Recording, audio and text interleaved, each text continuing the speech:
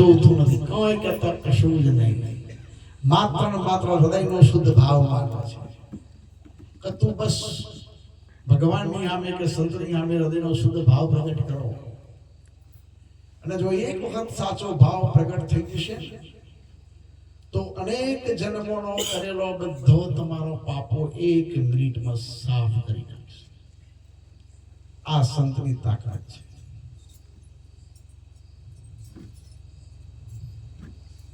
છોટા ઉદેપુરથી આખા બધા ભક્ત ગણાયો છે, ઘણા બધા ચહેરા પરિચિત લાગે છે ભાઈ.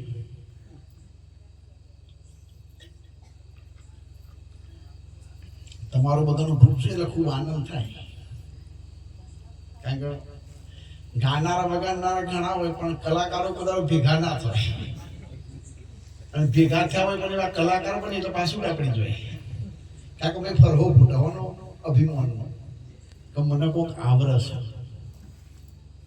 પણ આ બધા કેવા સુંદર ઘડિયાળનું વાતાવરણ લાગે છે. ઇન્દ્રની દેવસભા બેઠી હોય ને એવો સુંદર માહોલ છે. જયંતિરામ મહારાજ વગરમાં એક ગાતા હોય ને, પણ એ ગાતા હોય એટલે આખા ભાવમાં એવા ડૂબી જાય.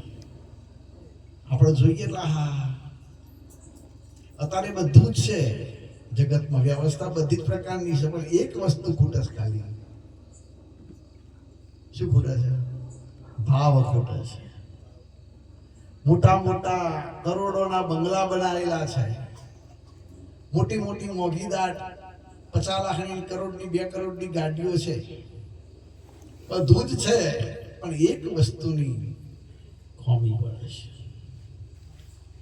અને ભાવ હોય ને તો તુરેલું છાપરું હોય, ચોમાહામાં પાણી ટપ ટપ ટપ અંદર પડતું હોય, તો એ જો ભાવ છે ને એ જગ્યા કરોડના મહેલ કરતા પણ સાહેબ મોટી છે. કરોડનો મહેલ તો આગળ દૂર છે, કોઈ મતલબ કોઈ મિનિંગ નથી. કૂતરું એ તો જતા ગભરાઈ શકે હોય, જવું કે ના જવું, છૂટો દંડો આવે.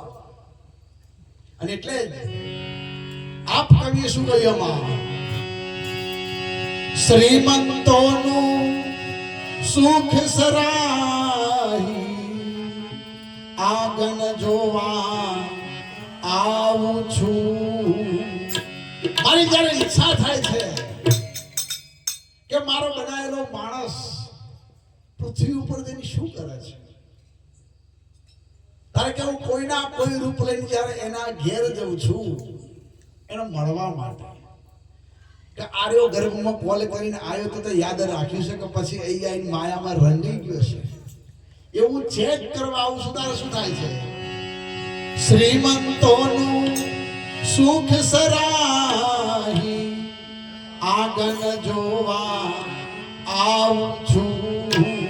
રજા સિવાય અંદર ના આવો, રજા સિવાય અંદર ના આવો, વાંચીને વયો જાઉં છું. હે માનવ વિશ્વાસ કરીએ, સમય બની સમજાવું છું.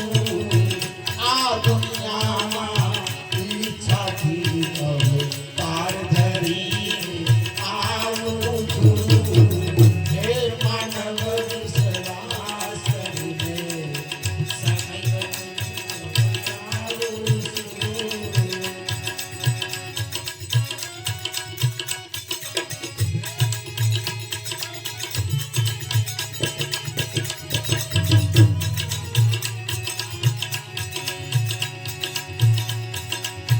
ઓળખનારા ક્યાં છે આજે દમથી ડૂબારું છું. ઓળખનારા ક્યાં છે આજે દમથી ડૂબારું છું. આપ નવી જુવણીએ હું રામ બની રોકાવું છું. હે માનવ વિશ્વાસ કરીએ, સમય બની સમજાવું છું. આ દુનિયામાં ઈચ્છાથી અવતાર ધરી આવું છું. હે માનવ વિશ્વાસ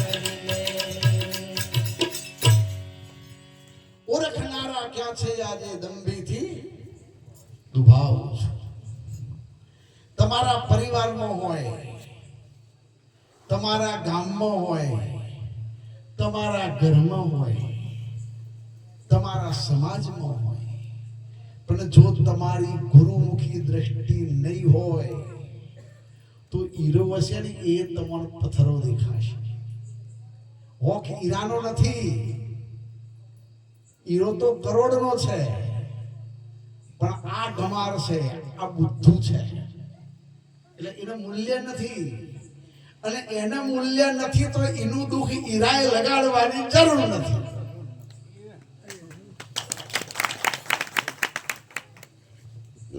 હીરાએ દુઃખ નહીં લગાડવાનું. કરોડોની કિંમત છે, પણ પેથો ભાઈએ પૂછતા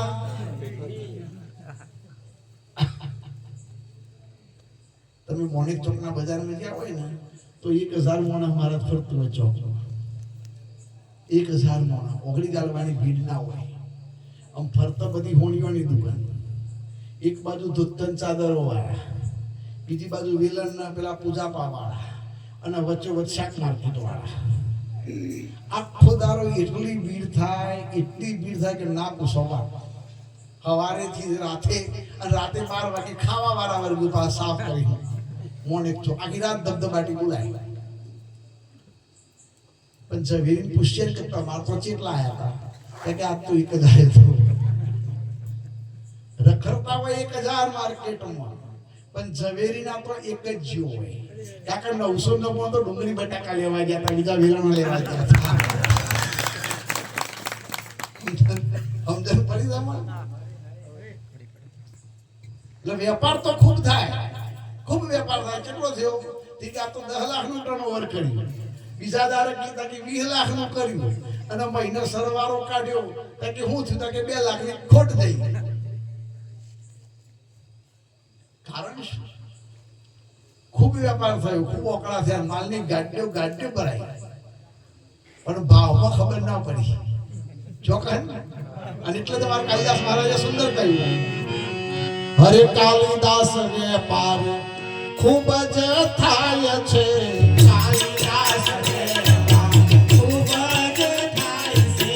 કાલિદાસ વેપાર ખૂબ જ થાય છે. કાલિદાસ વેપાર ખૂબ જ થાય છે. અરે ભાવો તો જીરો દેખાય, સપના ઓળખાય છે.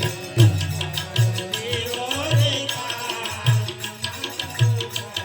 અરે ભાવો તો જીરો દેખાય, સપના ઓળખાય છે. જીરો દેખાય, સપના ઓળખાય છે. કેટલા વર્ષથી કી ભજનમાં જતા હતા તાકી સમજણ આવી તાના, સમજણ આવી તાના ભજનમાં જતા હતા તોય સમજણ આવી. કાલિદાસ વેપાર ખૂબ જ થાય છે, નફામાં તો જીરો. કારણ શું?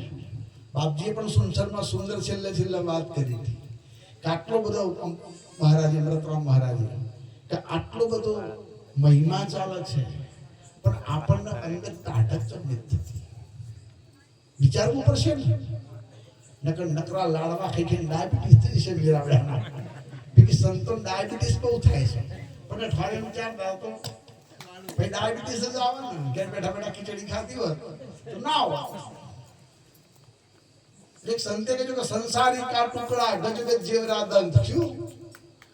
આ સંસારીના ટુકડા છે ને મહારાજ, આ બધા પૈસા નથી આવશે, મહેનતના વેપાર ના આવશે. અમરદાસ મહારાજે આજે ₹1,00,000 ખર્ચો કર્યો હશે તો આ લાખ છે કોઈ 2 નંબર કરીને નહીં લાયા, પરસેવો પાડી લાયા છે. અને પરસેવાનો પૈસો હોય ને એ જ તમારો ધર્મ કોમમાં જાય. ને રોમનો આવ્યો હોય તો બીજે જાય, કે પાર્ટીમાં જાય,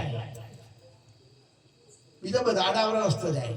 ધર્મનો પૈસો તમારો નીતિની લક્ષ્મી છે, એ જ તમારી સંતના કામમાં વપરાય છે. યાદ રાખજો. લોકોના ઘેર કરોડો પડ્યા હોય પણ ભગવાનના નામે પહોંચ્યું વપરાય. આયુષ્ય જ ખોટું તો મહારાજે કાલે મેરાના મોમણો તો 2 થી 2.5 લાખ રૂપિયા ખર્ચો થયો હશે, પણ શું આવ્યું? આ એવી પવિત્ર લક્ષ્મી એમના ઘેર આવી છે કે જે સંતોના કાર્યમાં વપરાય છે. નકર દારૂની પાર્ટીમાં જાય, કેસિનોમાં જાય, 31st ઉજવવામાં જાય, ચોયની ચોય જાય, આડા આવડા. આવી સુંદર લક્ષ્મી અહીં વપરાય છે. એટલે કે 25 વર્ષથી અમે ભજન કરીએ. જો હું આ તમને કહું છું એવું નહીં, પાછું આ પેલું ક્લિયર કરી લેવાનું. કાકુ બોલે એટલે તમે હું આવા બધા શબ્દો આવશે, પણ તમે અને હું એ તો વ્યવહારની ભાષા બોલવા માટે આપણે વાપરવું પડે. બાકી તમારા સ્વરૂપમાં તો તમે નહીં અને હું એ નહીં. સમજો વાત. પણ બોલવું છે એટલે મારો તમે હું એવો આધાર લેવો. અહીં આભલામ ચોદો હોય અને નાનું છોકરું કે પપ્પા મને ચોદો બતાવો, તો પાપો શું કે પેલી લીમડીના ટોચ ઉપર જો ચોદો છે, ચોદો ટોચ ઉપર છે. સમજો વાત. ચોદો પર ટોચ ઉપર બેઠ્યો છે, પણ સોરીને નોની ડબોરીને સમજાવવા માટે કેવું પડે છે તો પેલી લીમડીના ટોચ ઉપર. કારણ કે એક ચોદાલ સમજાવવા માટે ટોચનો સહારો લેવો. એમ તમોને અને મારે તમારું અસલ સ્વરૂપ સમજાવવા માટે શબ્દોનો સહારો લેવો પડશે. ઘણા લોકો કે શબ્દો આત્માને પહોંચતા નહીં, તો આખી રાત મોથાકૂટ તમે શું કામ કરો છો? અને વાતે સાચી. જો એક શબ્દ આત્માને પહોંચે તો એ આત્મા સમજાય હોવાથી કોઈ બોલો ખૂંખારી બોલવાનું. આત્માને શબ્દ પહોંચે નહીં, પણ આત્માને સમજાવવા માટે શબ્દનો સહારો લેવો પડે. અને આત્માને સમજાવવા માટે શબ્દનો સહારો લઈએ એનું નામ સત્સંગ. શું? જે શબ્દ સાંભળવાથી તમારા અંતઃકરણની અંદર પડેલા મળ વિક્ષેપ આવરણના દોષોની નિવૃત્તિ થાય અને બજારમાંથી ઉઠાયેલો કચરો મોય ભર્યો હોય એ જે શબ્દોથી જાય એનું નામ સત્સંગ. આખી રાત બિરાડું હોભર્યા પછી દાલા બેહીન ઘેર જઈએ એટલે મંથન કરવાનું કે સંતો રાતે 2-4 કલાક સત્સંગ કર્યો, ઓમાંથી મને કયો શબ્દ સેટ થયો, મારામાં કઈ ખોમી થઈ છે. એ મનોમંથન થશે ને પછી આપણી યાત્રા શરૂ થશે. યાદ રાખજો. ઘણા લોકો કે અમે ભક્તિ કરીએ, પણ હું માણસ જો સુધી સદગુરુની શાન નામ લો તો ભક્તિની શરૂઆત જ ના થાય. કેમ કે તમારે કયા રસ્તે જવું છે એ કોણ બતાવે છે? સદગુરુ. આ તો કે 5-10 વર્ષ ભક્તિ કરો એટલે સદગુરુ મળશે, એ બધી આશરાની વાતો. પેલા તો સદગુરુને મેળવી લે. શું કર? પેલા ભલે તું જેવો છું તેવો, એમાં કાંઈ તારે પરિવર્તન કરવાની જરૂર. સદગુરુની આગળ જેવો છે એવો સરેન્ડર થઈ જા. આ વચમાં 300 નક્સલવાદીઓ હંમેશા આગળ સરેન્ડર કર્યું અને બધા AK-47 લોબી લઈને આવ્યા હતા. હવે જો સુધી ઈવોને સરેન્ડર નતું કર્યું તો સુધી બધા પોલીસની બીક હતી જ નથી. પોલીસની ગાડીની વિશાળ 10 કિલોમીટર દૂર આગળ આવા ફફડું ના ફફડું. એમાં તો પોલીસ ભાઈ ઈવન પકડવા ના આવ્યા, ખાલી અમથી નીકળી પોલીસ. હા ના, એ કારણ કહું તમને. આ ગોમ છે બરાબર, શાંતિપુરા ગોમ. આ શાંતિપુરા ગોમમાં પછી ઘરા બાજુ પછી ઘરના ધણી આવી રહી, પછી ઘરના ધણી તો અમે રાતે આ ગોમમાં કોક ચોરાવો દાખલા તરીકે, અને ગાલ્લાના નેચર હંતાય ટાયરના નેચર, અને તાકરે પોલીસની ગાડી પેટ્રોલિંગ કરવા આવે તો આ ઘરધણીઓ કોઈ ટેન્શન થાય? પણ ચોરને હલવામાં થાય કે ના થાય? ગરદની ફફડે કે બોલો ગમે તેની પીસલો પેલા વગાડું તો કોઈ ગરદની હલે ખરો? અને ચોર ફફડા જેમ કઈ ખોટી જગ્યાએ બેઠ્યો છે. અને જે ધણી પોતાના ઘરમાં બેઠ્યો છે એને પોલીસ તો બાપ આવે તો એ કોઈનો ડર. એ તમે પણ જે દન તમારા ઘરમાં બેસા ને એ દન કારના બાપની તાકાત નહીં તમને લેવા. યાદ રાખજો. પણ ચાન તમે તમારા ઘરમાં બેઠા હશો. હવે તમારું ઘર કયું છે? હોધી છે એક મારું ઘર કયું? હું કોણ છું, ક્યાંથી થયો? જયસિંહ બાપુના પરિવારમાં બોલાતો કે હું કોણ છું, ક્યાંથી થયો, મારું ખરું સ્વરૂપ છે શું, કોના હિસાબે વર્ગના હું સંભાળું કે પરહરું. આ બધા સંબંધો મેં ડેવલપ કર્યા છે કોના કારણે? અમારે સંભાળવાના કે છોડી દેવાના? એટલે મારું મુકામ હજુ નક્કી થયું છે. અને મુકામ નક્કી થયું હોય તો આખા ગોમની એસઆરપી ઉતરે તો એ તમને ટેન્શન નથી. કારણ કે નક્કી થઈ ગયું કે મને મારા ઘરમાંથી બહાર કાઢવા વાળું બ્રહ્મા વિષ્ણુ મહેશ છે. કેમ કે હું ચોકન છું મારા હા. અને મારા ઘરમાંથી એક વગર ખસ્યો ને એટલે કાર તૈયાર જ છે, ફટ કરતો લપાટો મારીને ઉપર લે. તમારે જો તમે તમારા ઘરમાં રહેશો તો કાર તમને અડી શકે એવો. કારણ કે તમારું ઘર છે ને એ પહોંચવાની કારની તાકાત નહીં. યમરાજાને તો આવું હોય તો પૂછવું પડે કે આવું સમજો. આ તમારું ઘર, તમારું સ્વરૂપ, જે તમારી દશા છે ને એ કેવી છે, ભગવાનને પૂછવું પડ્યું કે ભાઈ આવું. અને તમે એમ કહો કે આવો તો આવે. આવું તમારું અસલ ઘર છે. અને આવા તમારા અસલ ઘરમાં તમારું મુકામ થઈ ગયો ને પછી આ રીવા ફૂટી જાય એવું સાપરું હોય તો એ, અને 2 કરોડનો બંગલો હોય તો એ તમને કશો ફેર પડે?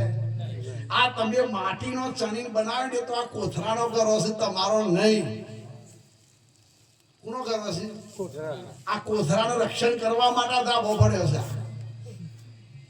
તમારા માટે તમે તો આ હોય તો એ કશો ફેર પડે એવો, નહીં તો એ કશો ફેર પડે એવો. તો પછી શંકર બાપજીએ શું કહ્યું?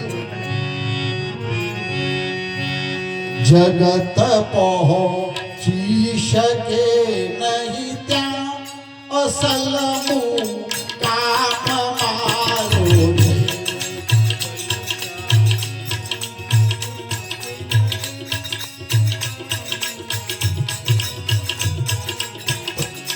જગત પહોંચી શકે નહીં ત્યાં અસલ મુકામ મારું છે.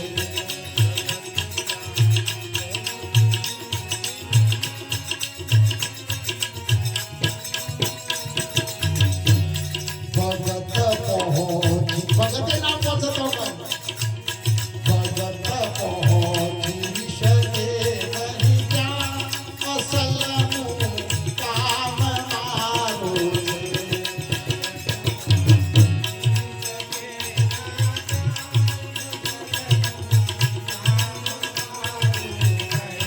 નથી ત્યાં સૂર્ય કે ચંદ્ર, નથી ત્યાં અગ્નિ કે તારા, નથી ત્યાં અગ્નિ કે તારા.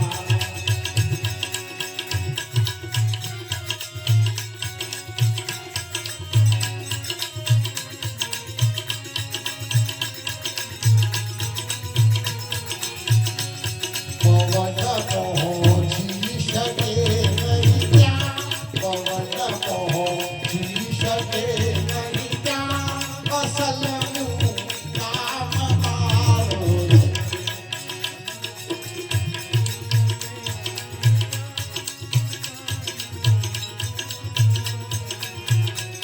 નથી જ્યાં દેવ કે દેવી, નથી જ્યાં નામ રૂપ શંકર, નથી જ્યાં નામ રૂપ શંકર.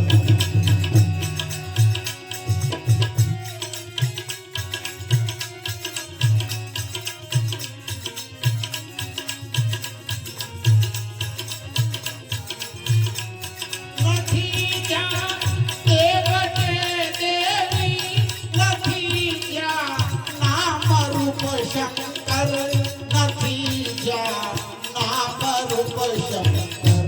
પરા પહોંચી શકે નહીં ત્યાં અસલ કામ મારું છે.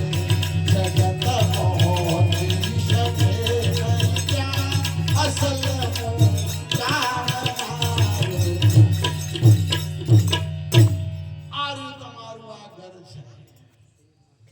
તમારા ઘર જગતે ના પહોંચે અને ભગતે ના પહોંચે. જગતના તમારા ઘેર પહોંચવું હોય તો જગતના જગત રૂપે મટી જવું પડે. શું કરવું પડે? અને ભગતના તમારા ઘેર પહોંચવું હોય તો ભગતના ભગત તરીકે મટી જવું પડે. જગત પહોંચી શકે નહીં ત્યાં અસલ મુકામ મારો. અસલ મુકામ કયો છે? ત્યાં છે. ભગત પહોંચી શકે નથી જો સૂર્ય કે ચંદ્ર, નથી જો અગ્નિ કે તારા, પવન પહોંચી શકે નહીં ત્યાં અસલ મુકામ મારો છે. આ રહ્યું તમારું અદ્દલ સ્વરૂપ છે. હવે તમારું આવું અદ્દલ સ્વરૂપ છે તો તમારું શરીર જો હશે બતાવો જરા.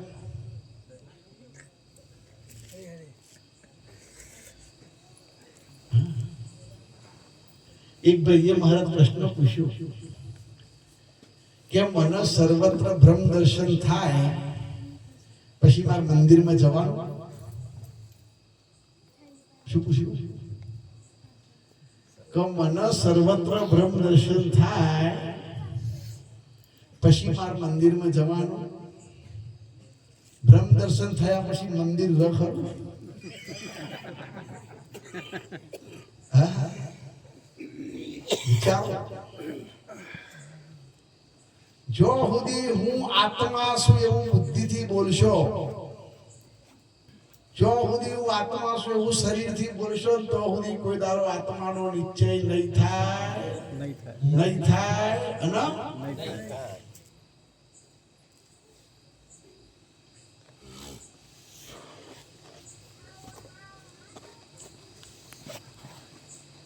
એ દશા ઉપર પહોંચશો ને એટલે તમારે નહીં બોલવું પડે. તમારું એક એક રૂવાટું છે ને બ્રહ્મ થઈ જશે. શું થશે? જનાબેનો છાણો જુઓ તમે સાહેબ. એક ભક્ત થઈ ગયા ને જનાબે, પોતે છાણા ટીપતા હતા અને છાણા ટીપતા ટીપતા ભગવાનના નામમાં એટલી બેન તલ્લીન થાય કે છાણું આખું રામ રૂપ થઈ જાય. જેવું થાય? આખું છાણું રામ રૂપ થઈ જાય. કોઈ કાળે જનાબેનો છાણો ચોરાયો, કોઈ બીજી બેને છાણો ચોર્યો અને એના છાણો ભેગો નાખ્યો, જનાબેનો છાણો, અને કેસ ગામની પંચાયતમાં પહોંચ્યો. એટલે જનાબેએ કહ્યું કે આ બેન છે મારો છાણો લઈ ગઈ છે. હવે સોનો તો બધો હરખો જ હોય ને, અલગ અલગ હોય, બધો પોતળાનો બન્યા હોય. એટલે કે બેન મારો છાણો લઈ ગઈ છે. પંચાયત કે સારું આ પ્રશ્ન કાઢો. બંગડીઓ હોય, હેર્યો હોય, દાગીના હોય તો ઓરે કે ખરા કે આરવી ડિઝાઇન ને પેલી ડિઝાઇન, સોનમચી ડિઝાઇન હોય. એટલે જનાબાઈને પૂછ્યું કે અમારા સોનો જુદો પારવો ચમનો? એટલે જનાબાઈએ કહ્યું કે મારું સોનું ઉઠાવવાનું તમારા કોણે મૂકો. જો અંદરથી શ્રીરામ શ્રીરામ શ્રીરામ એવો શબ્દ આવે તો સમજો કે આ સોનું મારું છે, અને અંદરથી શબ્દ ના આવે તો માનજો કે આ સોનું પેલી બેનનું છે, મારું. અને જો પંચાયતે સોનો ઉઠાઈને કોને મૂક્યો તો જેટલો સોનો જનાબાઈનો હતો ને એ બધા સોનામાંથી અવાજ આવતો હતો. શું આવતો હતો? શ્રીરામ શ્રીરામ. આ શ્રીરામ અવાજ કયા સોનામાંથી આવે છે? ઓમાં સોન સિવાય કોઈ છે? અને વ્યવહાર મેં કહીએ છીએ એક સોન નતો વિચારો કહું ઉભો કર્યો તો કીએ નહીં કહેતા આપણે સોન નતો તો રે શું કાઢ્યા હતા બાબા. અંતે આ કોથળો શું છે?